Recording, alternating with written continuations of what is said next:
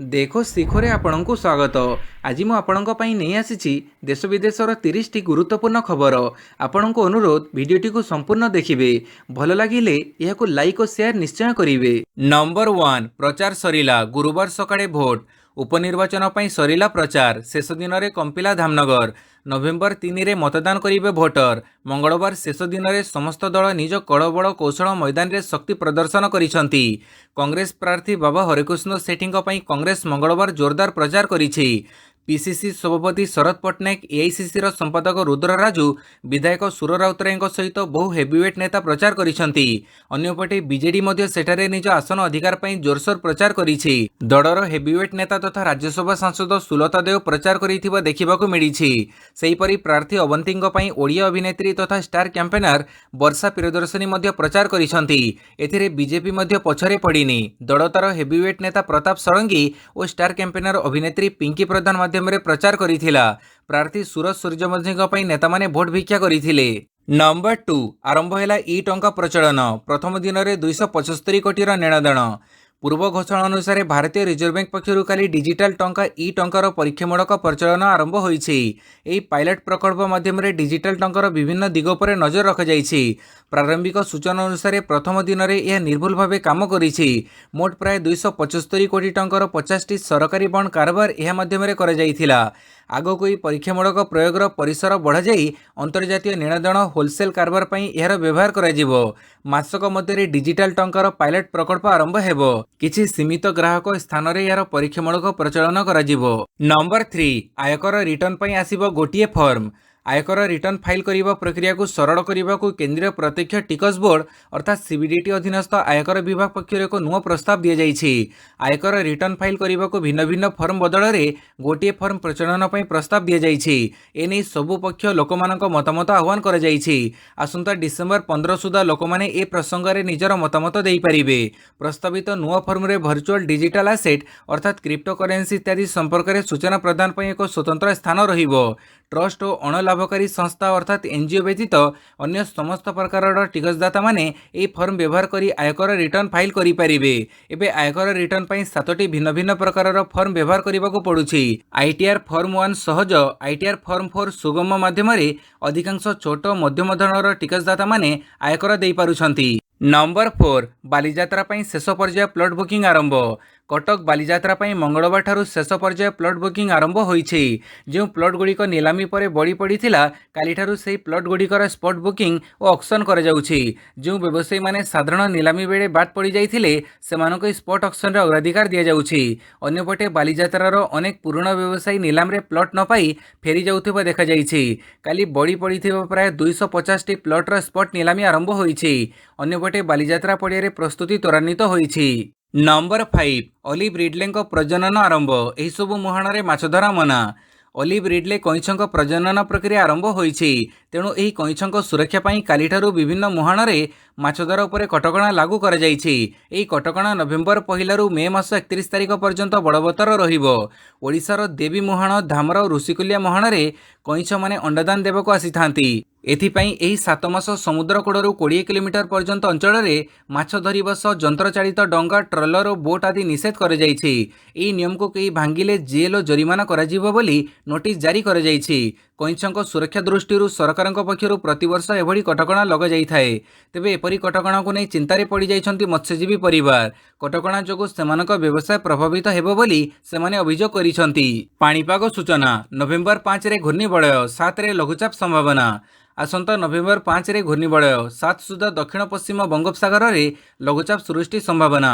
ଦକ୍ଷିଣ ପୂର୍ବ ବଙ୍ଗୋପସାଗରରେ 5 ତାରିଖରେ ଏକ ଘୂର୍ଣ୍ଣିବଳୟ ସୃଷ୍ଟି ହେବା ନେଇ ପାଣିପାଗ ବିଶେଷଜ୍ଞ ସୁରେନ୍ଦ୍ରନାଥ ପଶୁପାଳକ ପୂର୍ବାନୁମାନ କରିଛନ୍ତି।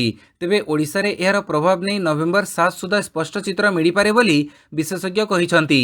ସେପଟେ କମୁଛି ଶୀତ, ବଢ଼ୁଛି ତାପମାତ୍ରା। ଆଜିଠାରୁ କମିବ ଶୀତର ପ୍ରକୋପ। ଅନ୍ୟପଟେ 4ରୁ 10 ତାରିଖ ମଧ୍ୟରେ ଏକ ଘୂର୍ଣ୍ଣିବଳୟ ସୃଷ୍ଟି ହେବା ନେଇ ପାଣିପାଗ କେନ୍ଦ୍ର ପକ୍ଷରୁ ସୂଚନା ଦିଆଯାଇଛି। ନମ୍ବର 6 ବିଏଡ୍ ନାମଲେଖା ପ୍ରସଙ୍ଗ। ପୁରୁଣା ତାଲିକା ବାତିଲ, ନୂଆ ଜାରି। ସରକାରୀ କଲେଜରେ ବିଏଡ୍ ନାମଲେଖା ନେଇ ଜାରି ରହିଥିବା ଅନିଶ୍ଚିତତା କିଛି ମାତ୍ରାରେ ଦୂର ହୋଇଛି। ଉଚ୍ଚଶିକ୍ଷା ବିଭାଗ ସ୍ଥଗିତ ରଖିଥିବା ନାମଲେଖା ପ୍ରକ୍ରିୟାକୁ ପୁଣି ଥରେ ଆରମ୍ଭ କରିଛନ୍ତି। ଦିବ୍ୟାଙ୍ଗଙ୍କ ଲାଗି 48ଟି ସିଟ୍ ସଂରକ୍ଷିତ। 19 କଲେଜରେ 950 ସିଟ୍ରେ ହେବ ନାମଲେଖା। ପଦକ୍ଷେପ ନେବାକୁ ଓକାକୁ ଚିଠି ଲେଖିଲା ଉଚ୍ଚଶିକ୍ଷା ବିଭାଗ। ପୂର୍ବରୁ ପ୍ରକାଶ ପାଇଥିବା ମେଧା ତାଲିକାକୁ ବାତିଲ କରାଯାଇଛି ଓ ନୂତନ ତାଲିକା ଜାରି କରାଯାଇଛି। ଏଥିରେ ଦିବ୍ୟାଙ୍ଗ ଛାତ୍ରଛାତ୍ରୀଙ୍କ ଲାଗି ମଧ୍ୟ ସଂରକ୍ଷଣ ବ୍ୟବସ୍ଥା ରହିଛି, ଯାହାକି ପୂର୍ବ ତାଲିକାରେ ନଥିଲା। ସାଧାରଣ ବର୍ଗଙ୍କ ଲାଗି 50% ସିଟ୍ ରହିଥିବା ବେଳେ ଅନୁସୂଚିତ ଜାତି ବର୍ଗଙ୍କ ଲାଗି 16.25%, ଅନୁସୂଚିତ ଜନଜାତି ବର୍ଗଙ୍କ ପାଇଁ 22.5% ଓ SC/BC ବର୍ଗଙ୍କ ପାଇଁ 11.25% ସିଟ୍ ସଂରକ୍ଷିତ ରହିଛି। ଏହା ବାଦ ଦିବ୍ୟାଙ୍ଗଙ୍କ ଲାଗି 48 ଓ ଏକ୍ସ ସର୍ଭିସମ୍ୟାନଙ୍କ ପାଇଁ 9ଟି ସିଟ୍ ରହିଛି। ତେବେ କେବେଠାରୁ ନାମଲେଖା ପ୍ରକ୍ରିୟା ଆରମ୍ଭ ହେବ ଏବଂ ପାଠପଢ଼ା ଚାଲିବ ସେ ନେଇ ବିଭାଗ କୌଣସି ସ୍ପଷ୍ଟ କରିନାହିଁ। Number 7, make in Odisha website ଓ ମୋବାଇଲ୍ ଆପ୍ ଲଞ୍ଚ କଲେ ମୁଖ୍ୟମନ୍ତ୍ରୀ। ମେକ୍ ଇନ୍ ଓଡ଼ିଶା କନକ୍ଲେଭ୍ 2022 ପାଇଁ ଭୂମିପୂଜା ସମାରୋହ ଅନୁଷ୍ଠିତ ହେବ। ସୋମବାର ଦିନ ମୁଖ୍ୟମନ୍ତ୍ରୀ ନବୀନ ପଟ୍ଟନାୟକ ମେକ୍ ଇନ୍ ଓଡ଼ିଶା କନକ୍ଲେଭ୍ର ସ୍ୱତନ୍ତ୍ର ୱେବ୍ ପୋର୍ଟାଲ www.mio.investorisha.gov.in ଏବଂ ମୋବାଇଲ୍ ଆପ୍କୁ ଉନ୍ମୋଚନ କରିଛନ୍ତି।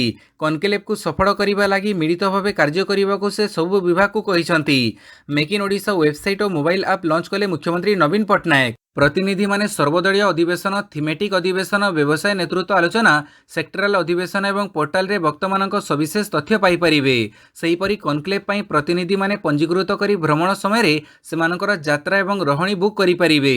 ଓଡ଼ିଶା ପୋର୍ଟାଲରେ ମେକ୍ ଇନ୍ ଓଡ଼ିଶା କନକ୍ଲେଭ୍ 2022 ସମ୍ବନ୍ଧୀୟ ସମସ୍ତ ତଥ୍ୟ ମିଳିପାରିବ। ନମ୍ବର 8, ରାଜ୍ୟରେ ଉଦ୍ଘାଟିତ ହେଲା 16 ଶିଶୁମିତ୍ର ଥାନା। ସୋମବାର ଦିନ ଭର୍ଚୁଆଲ ମୋଡ୍ରେ ଭୁବନେଶ୍ୱର ସମେତ ରାଜ୍ୟରେ 16ଟି ସ୍ଥାନରେ ଶିଶୁମିତ୍ର ଥାନା ଉଦ୍ଘାଟିତ ହୋଇଯାଇଛି।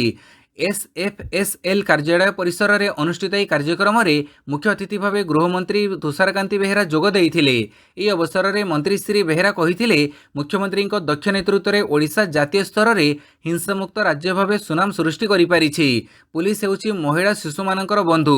ପ୍ରତିଷ୍ଠା ହୋଇଥିବା ଏହି ଥାନାଗୁଡ଼ିକ ମହିଳା ଓ ଶିଶୁମାନଙ୍କୁ ସେମାନଙ୍କ ଉପରେ ହେଉଥିବା ନିର୍ଯାତନାର ତଦନ୍ତ କରିବା ସହିତ ତୁରନ୍ତ ନ୍ୟାୟ ଦେବାରେ ସହାୟକ ହୋଇପାରିବ।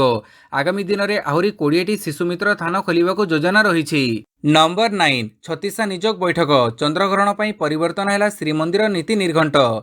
ଆସନ୍ତା ନଭେମ୍ବର 8 କାର୍ତ୍ତିକ ପୂର୍ଣ୍ଣିମାରେ ଚନ୍ଦ୍ରଗ୍ରହଣ ପଡ଼ୁଥିବାରୁ ଶ୍ରୀମନ୍ଦିର ପ୍ରଶାସନ ଦ୍ୱାରା ନିର୍ଦ୍ଧାରିତ ହୋଇଥିବା ନୀତି ନିର୍ଘଣ୍ଟରେ ପରିବର୍ତ୍ତନ ହୋଇଛି। ସୂର୍ଯ୍ୟୋଦୟ 5:54:53 ଆରମ୍ଭ ହେଉଥିବାରୁ ସେହି ସମୟରୁ ପାକତ୍ୟାଗ ଦେବନୀତି ନିଷେଧ ହେବ। ନିର୍ଦ୍ଧାରିତ ନୀତି ନିର୍ଘଣ୍ଟ ଅନୁସାରେ 8 ତାରିଖ ରାତି 12:10ରେ ଦ୍ୱାର ଫିଟି ରାତି 2:30 ସୁଦ୍ଧା ସୁନାବେଶ ବା ରାଜାଧିରାଜ ବେଶ ସରିବ। ସକାଳ 5:30 ସୁଦ୍ଧା ଭୋଗମଣ୍ଡପ ଶେଷ କରିବାକୁ ନିଷ୍ପତ୍ତି ନିଆଯାଇଛି। ଦିନ 2:38:14 ଗ୍ରହଣ ସ୍ପର୍ଶ ପରେ ଗ୍ରହଣ ମହାସ୍ନାନ, ଗ୍ରହଣ ଭୋଗନୀତି ହୋଇ ଅନ୍ୟାନ୍ୟ ନୀତି ଥିବାରୁ ଏହି ଦିନ ସୁନାବେଶ ଦେଖିବା ସମ୍ଭବପର ନୁହେଁ ବୋଲି ସୂଚନା ଦିଆଯାଇଛି। ନମ୍ବର 10, ଧବଳେଶ୍ୱର ପୀଠରେ 144 ଧାରା। ଏ ବର୍ଷ ଯାତ୍ରା ବନ୍ଦ, ଆସିବେନି ଶ୍ରଦ୍ଧାଳୁ। ଆଠଗଡ଼ ପୀଠରେ ଜାରି ହୋଇଛି 144 ଧାରା। ଏହାକୁ ଦୃଷ୍ଟିରେ ରଖି ଏବର୍ଷ ଧବଳେଶ୍ୱର ଯାତ୍ରା ବନ୍ଦ କରିବାକୁ ନିଷ୍ପତ୍ତି ନେଇଛି ପ୍ରଶାସନ। ଧବଳେଶ୍ୱର ପୀଠକୁ କୌଣସି ଶ୍ରଦ୍ଧାଳୁଙ୍କୁ ଯିବାକୁ ଅନୁମତି ଦିଆଯିବନି। ଆଗକୁ ପଞ୍ଚୁକ ବଡ଼ ଓଷା ଥିବାରୁ ଏମିତି କରିବାକୁ ନିଷ୍ପତ୍ତି ନିଆଯାଇଛି। ଏନେଇ ସ୍ପଷ୍ଟ କରିଛନ୍ତି କଟକ ଦାୟିତ୍ୱରେ ଥିବା ଖୋର୍ଦ୍ଧା SP ସିଦ୍ଧାର୍ଥ କାଟାରିଆ। ସୂଚନା ଥାଉ କି ମଙ୍ଗଳବାର ଧବଳେଶ୍ୱର ପୀଠରେ ଜାରି ହୋଇଥିଲା 144 ଧାରା। ଝୁଲପୋଲ ମରାମତି ପାଇଁ ଜାରି ହୋଇଥିଲା 144 ଧାରା। ନମ୍ବର 11, ଅବସର ନେବାକୁ ଥିବା କର୍ମଚାରୀଙ୍କୁ ବଡ଼ ଆଶ୍ୱସ୍ତି, ବଦଳିଲା EPFର ନିୟମ। କର୍ମଚାରୀ ଭବିଷ୍ୟନିଧି ସଂଗଠନ ଅର୍ଥାତ୍ EPFO ପେନ୍ସନ୍ ସ୍କିମ୍ରେ ଏକ ବଡ଼ ପରିବର୍ତ୍ତନ କରିଛନ୍ତି ସରକାର। ଏଣିକି ଅବସର 6 ମାସ ପୂର୍ବରୁ ମଧ୍ୟ ପେନ୍ସନ୍ କାଢ଼ିପାରିବେ। ପ୍ରକୃତରେ ରିଟାୟାରମେଣ୍ଟ ବଡି ଫଣ୍ଡ EPF 95 ଅନୁଯାୟୀ ଅବସର ନେବାକୁ ଥିବା କର୍ମଚାରୀଙ୍କୁ 6 ମାସ ପୂର୍ବରୁ ଜମାରାଶି କାଢ଼ିବାର ଅନୁମତି ଦେଇଛନ୍ତି। ପୂର୍ବରୁ 6 ମାସ ପୁରା ହେବା ପରେ ହିଁ ପେନ୍ସନ୍ କାଢ଼ିପାରିବା ନେଇ ଅନୁମତି ରହିଥିଲା। ଏବେ ଦେଶରେ 6 କୋଟିରୁ ଅଧିକ EPFO ସବସ୍କ୍ରାଇବର ଅଛନ୍ତି। କେନ୍ଦ୍ର ଶ୍ରମ ମନ୍ତ୍ରୀ ଭୂପେନ୍ଦ୍ର ଯାଦବ ମଙ୍ଗଳବାର ଏକ ବୈଠକରେ କହିଛନ୍ତି ଯେ EPFO କଭରେଜ ବର୍ତ୍ତମାନ ସ୍ତରରେ 6.5 କୋଟିରୁ 10 କୋଟିକୁ ବଢ଼ାଯିବ। ଏହାସହ ସେ EPFO ଭିଜନ 2047 ଦସ୍ତାବେଜ ମଧ୍ୟ ଲଞ୍ଚ କରିଛନ୍ତି। ଏହି ସୁବିଧା ଦ୍ୱାରା ପେନ୍ସନଭୋଗୀଙ୍କ ଅବସର ଲାଭର ନିର୍ଦ୍ଧାରଣ ସମୟରେ ଅଧିକ ପେନ୍ସନ୍ ପାଇବାରେ ସାହାଯ୍ୟ ହେବ। ନମ୍ବର 12, ଖୋଲିଲା କୁଲଡିହା ଅଭୟାରଣ୍ୟ। ଏଥର ନୀଳଗାଈ ମୁଖ୍ୟ ଆକର୍ଷଣ। କାଲିଠାରୁ ପର୍ଯ୍ୟଟକମାନଙ୍କ ପାଇଁ ଖୋଲିଲା ବାଲେଶ୍ୱର ଜିଲ୍ଲା ନୀଳଗିରି ଅଞ୍ଚଳରେ ଥିବା ପ୍ରାକୃତିକ ସୌନ୍ଦର୍ଯ୍ୟ ଭରା କୁଳଡିହା ଅଭୟାରଣ୍ୟ। ଏଥର କୁଳଡିହାକୁ ଆସିଥିବା ନୀଳଗାଈ ପର୍ଯ୍ୟଟକଙ୍କ ପାଇଁ ମୁଖ୍ୟ ଆକର୍ଷଣ ପାଲଟିବ। 272.75 ବର୍ଗ କିଲୋମିଟର ପରିଧି ବିଶିଷ୍ଟ କୁଳଡିହା ଅଭୟାରଣ୍ୟରେ ଦେଶୀ ବିଦେଶୀ ପକ୍ଷୀ ସମେତ ସମ୍ବର, ଗୁରାଣ୍ଡି, କୁଟାରୀ, ହରିଣ, ମଇଁଷି, ବାଘ, ଭାଲୁ, ହାତୀ ସମେତ ବଣୁଆ କୁକୁର ବହୁ ପ୍ରଜାତିର ଜୀବଜନ୍ତୁ ରହିଛନ୍ତି। ପ୍ରତ୍ୟେକ ବର୍ଷ ଭଳି ଆଜିଠାରୁ ଜୁନ୍ 15 ତାରିଖ ପର୍ଯ୍ୟନ୍ତ ପର୍ଯ୍ୟଟକମାନଙ୍କ ପାଇଁ ଅଭୟାରଣ୍ୟ ଖୋଲିଛି। ଗୋହିରାବଳଠାରେ ନେଚର୍ସ କ୍ୟାମ୍ପରେ ରାତ୍ରି ରହଣି ପାଇଁ ତମ୍ବୁ ଘରର ବ୍ୟବସ୍ଥା କରାଯାଇଥିବା ବେଳେ ମୋଟର ବୋଟିଂର ବ୍ୟବସ୍ଥା କରାଯାଇଛି। ପ୍ରତ୍ୟେକ ବ୍ୟକ୍ତି ପିଛା 40 ଟଙ୍କା, 4 ଚକିଆ ଯାନ ପାଇଁ 100 ଟଙ୍କା ଓ କ୍ୟାମେରା ପାଇଁ 50 ଟଙ୍କା ପୈଠ କରିବାକୁ ପଡ଼ିବ। ନମ୍ବର 13, ବଦଳିଲା ନିଷ୍ପତ୍ତି, କମିବ ନାହିଁ ପେଟ୍ରୋଲ ଡିଜେଲ ଦାମ। मंगलवार पेट्रोल और डीजेल दर में लिटर प्रति 40 पैसा कमिब बोली सोमवार घोषणा करथिले तैल विपणनकारी कंपानी। मंगलवार सकाळ 6टा ठारू नुआ मूल्य लागू हेबो बोली सूचना मिलिथिला। एपरिकी पेट्रोल और डीजेल दरर 40 पैसा ह्रास करने पर तैल कंपानी गुड़िक निष्पत्ति नहीं। तेबे मंगलवार ही निष्पत्ति रे परिवर्तन घटी। इंडियन ऑयल कॉर्पोरेशन कहिछि जे सोमवार पेट्रोल एवं डीजेल लिटर पिछा 40 पैसा ह्रास नहीं जो घोषणा करा जायथिला ताहा लागू हेबो नाही। नंबर 14 115 टंका सस्ता है व्यावसायिक एलपीजी सिलिंडर। कमिला एलपीजी सिलिंडर दाम नवेम्बर 1 रु एलपीजी गैस सिलिंडर 115 टंका सस्ता होईछि। व्यावसायिक सिलिंडर ही यह ह्रास घटी। उल्लेखनीय घरोई सिलिंडर दाम गत जुलाई 6 परठू कौनसी परिवर्तन घटी नथिला। आईओसीएल अनुଯାୟୀ नवेम्बर 1 रु दिल्ली रे इंडियन रो 19 किलोग्राम सिलिंडर दाम 115.5 टंका, कोलकाता रे 113 टंका, मुंबई रे 115.5 टंका और चेन्नई रे 116.5 टंका सस्ता होईछि। या पूर्व अक्टोबर 1 रे सिलिंडर दाम 25 टंका सस्ता होईथिला। तेबे 14.2 किलोग्राम घरोई एलपीजी सिलिंडर पुराणा दाम रे मिलिबो। नंबर 15 सरिला बालीजात्रा पड़िया laser light trial show.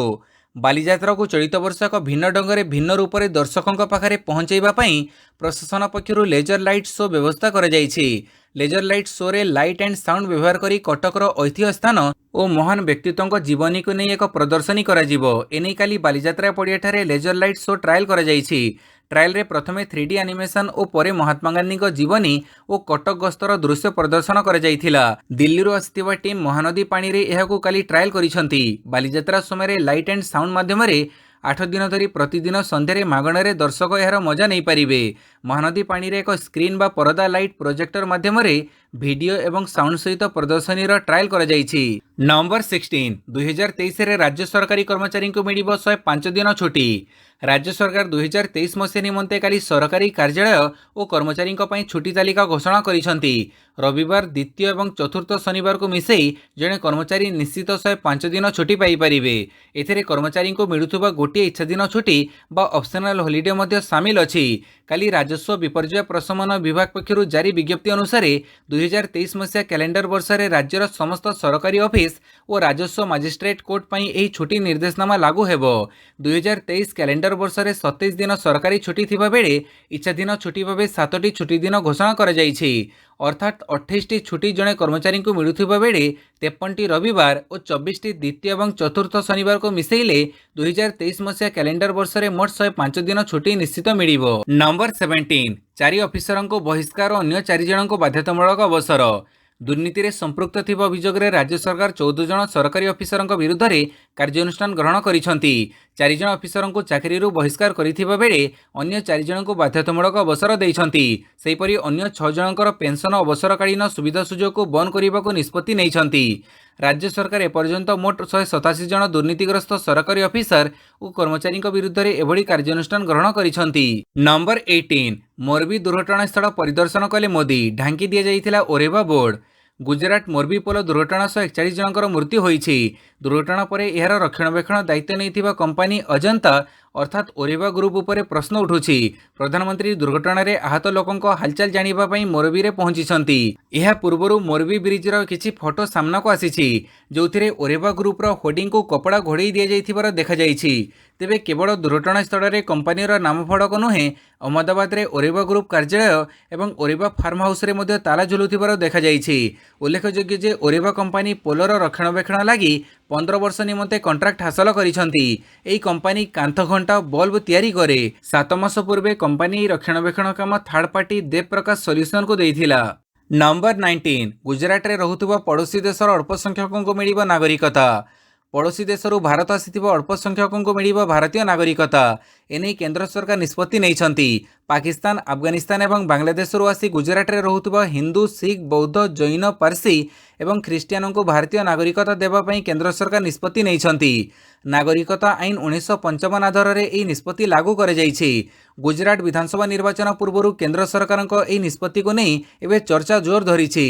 Report मुताबक सीएए अनुଯାयी अफगानिस्तान, बांग्लादेश एवं पाकिस्तान आसिथिबा हिंदू, सिख, बौद्ध, जैन, पारसी एवं ख्रीस्टियान मानक भारतीय नागरिकता देवार प्रावधान रही किंतु देश में एपर्यंत सीएए लागू होई नाही। तेणु नागरिकता आईन 1955 अनुଯାयी नागरिकता प्रदान करा जाउछि। यह एक निर्वाचनी चाल बोली विरोधी अभियोग करिसंती। नंबर 20 गुजरात निर्वाचन लगी कांग्रेस नुआ फर्मुला।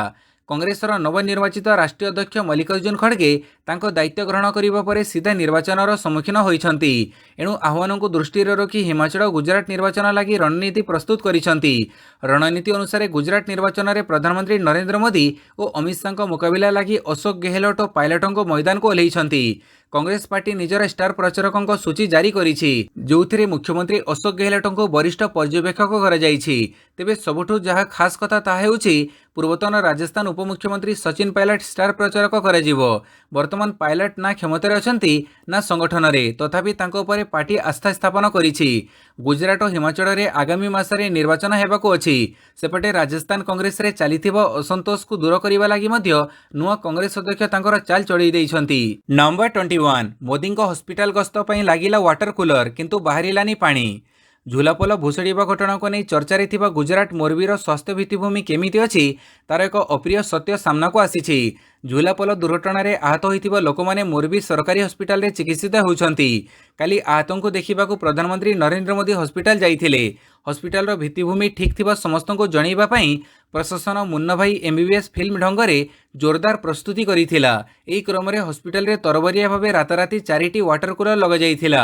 ତେବେ ଏହା ମଧ୍ୟରୁ ଠିକଣା ସମୟରେ ଗୋଟିଏରୁ ପାଣି ନ ବାହାରିବା ସମସ୍ତଙ୍କୁ ଚକିତ କରିଛି। ପ୍ରଶାସନ ହସ୍ପିଟାଲ କର୍ତ୍ତୃପକ୍ଷ ୱାଟର କୁଲର ଲଗାଇଥିଲେ ମଧ୍ୟ ପାଣି ସପ୍ଲାଏ ସଂଯୋଗ କରିବାକୁ ଭୁଲି ଯାଇଛନ୍ତି। ଏହି ଦୃଶ୍ୟ କ୍ୟାମେରାରେ ମଧ୍ୟ କଏଦ ହୋଇଛି। ପ୍ରଶାସନ ହସ୍ପିଟାଲର ଭିତ୍ତିଭୂମିକୁ ସଜାଡ଼ିବା ପାଇଁ କେମିତି ତରବରିଆ ଭାବେ କାମ କରୁଛି ଏଥିରୁ ସ୍ପଷ୍ଟ ହୋଇଛି। ନମ୍ବର 22 ଭାରତ ଯୋଡ଼ୋ ଯାତ୍ରାରେ ସାମିଲ ହେଲେ ରୋହିତ ଭେମୁଲାଙ୍କ ମା।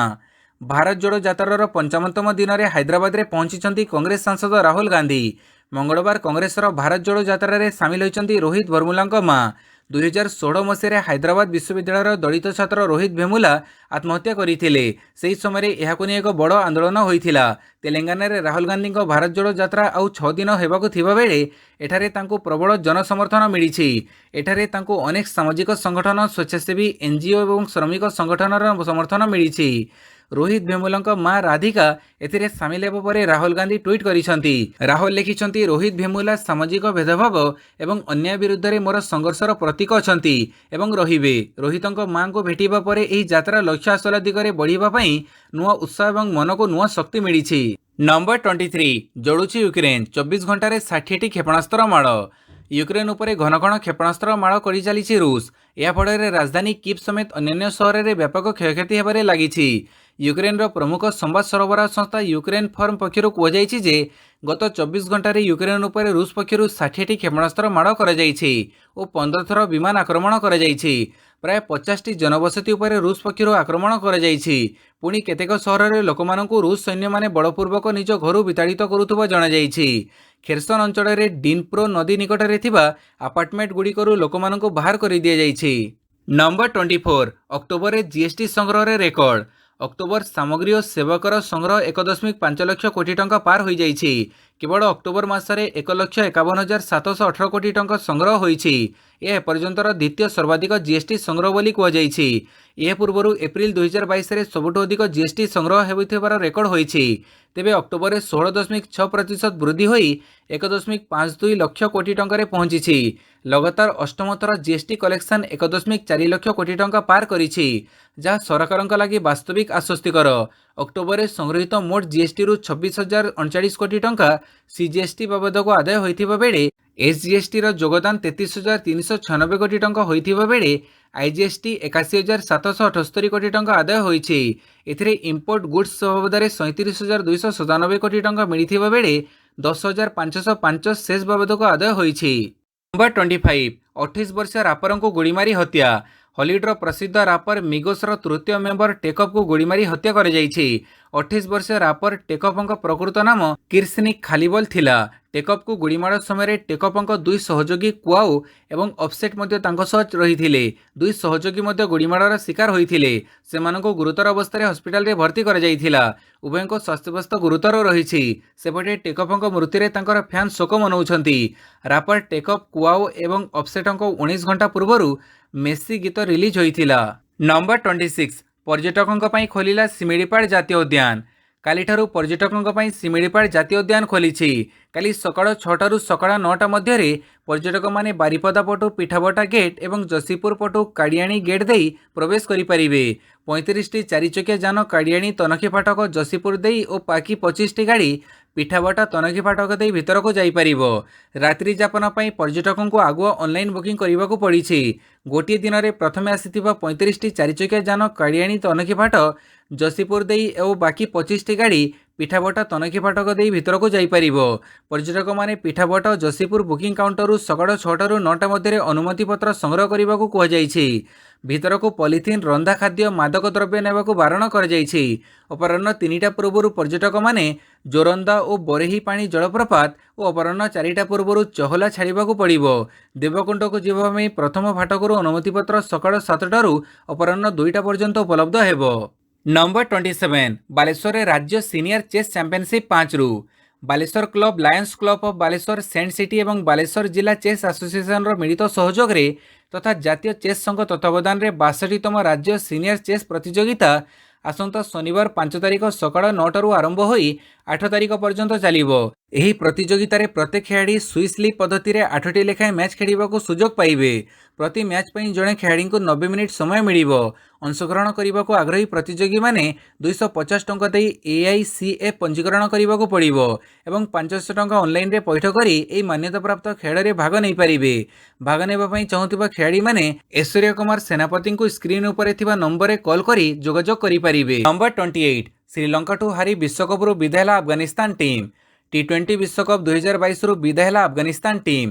ଶ୍ରୀଲଙ୍କାଠୁ 6 ୱିକେଟରେ ପରାସ୍ତ ହୋଇ ସରିଛି ବିଶ୍ୱକପ ଅଭିଯାନ। ଅଷ୍ଟ୍ରେଲିଆର ବ୍ରିସବେନ୍ର ଗାବା ଷ୍ଟାଡିୟମରେ ଖେଳାଯାଇଥିବା ଏହି ମୁକାବିଲାରେ ଆଫଗାନିସ୍ତାନକୁ 6 ୱିକେଟରେ ପରାସ୍ତ କରିଛି ଶ୍ରୀଲଙ୍କା।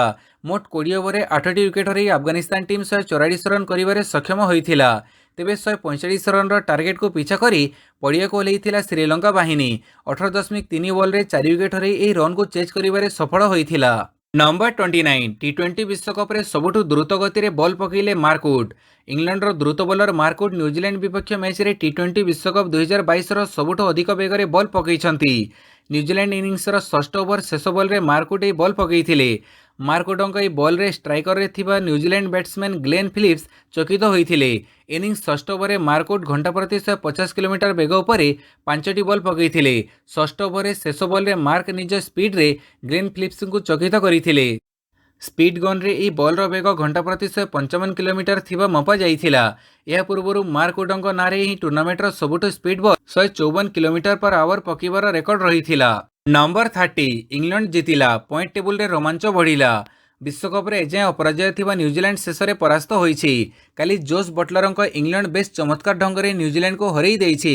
ଏହି ମ୍ୟାଚ୍କୁ ଇଂଲଣ୍ଡ 20 ରନ୍ରେ ଜିତିବା ପରେ ଗ୍ରୁପ୍ 1 ପଏଣ୍ଟ ଟେବୁଲରେ ରୋମାଞ୍ଚ ବଢ଼ିଯାଇଛି। ବର୍ତ୍ତମାନ ସୁଦ୍ଧା ନ୍ୟୁଜିଲ୍ୟାଣ୍ଡ ଓ ଇଂଲଣ୍ଡ ଓ ଅଷ୍ଟ୍ରେଲିଆ ସମାନ 5 ପଏଣ୍ଟ ଲେଖାଏଁ ପାଇଛନ୍ତି। ଏବେ ଏହି ତିନି ଦଳ ପାଖରେ ଗୋଟିଏ ଲେଖାଏଁ ମ୍ୟାଚ୍ ବାକି ରହିଛି। ନ୍ୟୁଜିଲ୍ୟାଣ୍ଡ ଶେଷ ମ୍ୟାଚ୍ରେ ଆୟାରଲ୍ୟାଣ୍ଡକୁ ଭେଟିବାକୁ ଥିବାବେଳେ ଅଷ୍ଟ୍ରେଲିଆ ପ୍ରତିପକ୍ଷ ଆଫଗାନିସ୍ତାନକୁ ଭେଟିବ। ସେହିପରି ଇଂଲଣ୍ଡ ଶେଷ ମ୍ୟାଚ୍ରେ ଶ୍ରୀଲଙ୍କାକୁ ଭେଟିବ। ଶ୍ରୀଲଙ୍କା ମଧ୍ୟ 4 ମ୍ୟାଚ୍ରୁ 4 ପଏଣ୍ଟ ସହ ସେମି ଖେଳିବା ଆଶା ରହିଛି। ରନ୍ରେଟ୍ ଦୃଷ୍ଟିକୋଣରୁ ନ୍ୟୁଜିଲ୍ୟାଣ୍ଡ ପଏଣ୍ଟ ଟେବୁଲର 1 ନମ୍ବର ସ୍ଥାନରେ ଥିବାବେଳେ ଇଂଲଣ୍ଡ ଦ୍ୱିତୀୟରେ ଓ ଅଷ୍ଟ୍ରେଲିଆ ତୃତୀୟ ସ୍ଥାନରେ ରହିଛି। ତେଣୁ ଏହି ତିନି ଦଳଙ୍କ ମଧ୍ୟରୁ 2ଟି ଦଳ ସେମିଫାଇନାଲରେ ଯିବେ। ନିଜ ନିଜର ଶେଷ ମ୍ୟାଚ୍ ବି ଯଦି ଏହି ତିନି ଦଳ ଜିତୁଛନ୍ତି ତାହେଲେ ବି ରନ୍ରେଟ୍ ଆଧାରରେ 2ଟି ଦଳକୁ ସେମିଫାଇନାଲ ଖେଳିବାକୁ ସୁଯୋଗ ମିଳିବ। ଭିଡ଼ିଓଟିକୁ ସମ୍ପୂର୍ଣ୍ଣ ଦେଖିଥିବାରୁ ବହୁତ ବହୁତ ଧନ୍ୟବାଦ।